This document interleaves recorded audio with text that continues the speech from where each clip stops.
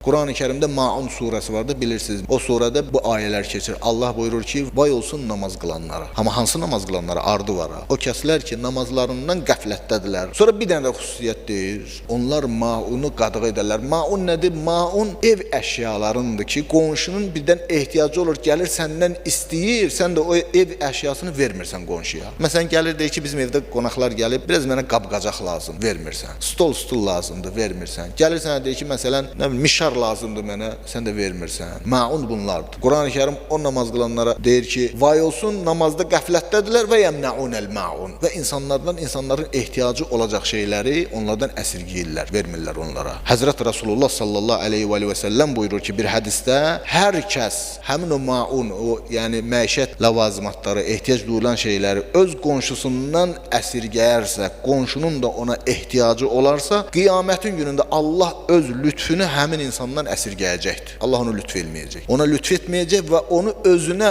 həvalə eləyəcək. Allah hər kəsi özünə həvalə etsə həlak olacaq. Və Allah qiyamət günü həmin şəxsin heç bir bəhanəsini qəbul etməyəcək. Bunlar etməyimiz vacib olan məsələlərdir. Bəzi məqamlar da var ki, onlar nədir? Etməməliyik. Onlar qadağan olunubdur. Nədir? Birincisi budur ki, qonşunun nöqsanlarını, qüsurlarını təqib etməmək, izləməmək, dinləməmək. Qonşudan səs-küy gəlir, gedib qulağı hasara diriyirsən, görüm nə danışırlar ya, bunlar haramdır. Hətta görsən səs-küy gəlir, tövsiyələr bu cür olunub. Deyir, sən get qapı pəncərə bağla ki, onlardan gələn səsi eşitməyəsən. Ki kimsə kiməsə nəsə dedi, ata övlada nə dedi, övlad ataya nə dedi, xanım kişiyə nə dedi, kişi xanıma nə dedi, bunlara şahid olmayasan, bunları eşitməyəsən. Və hədislərimizdə var ki, Həzrət Rasulullah buyurur ki, deyir, hər kəs qonşusunun evinə boylana, bir kişi və ya bir qadın, naməhrəm qadının bədəninə baxar, nəsə bir qüsurunu, eybini görə, Allahın öhdəsində bir haqdır ki, onu cəhənnəm oduna ata, özdə münafiqlərdən bir yerdə. Niyədir? Çünki münafiqlər insanların övrətlərini, nöqsanlarını, qüsurlarını təqib edib, izləyib üzə çıxaranlardır. Bu münafiqlərin sifətindəndir. Ki Allah da onu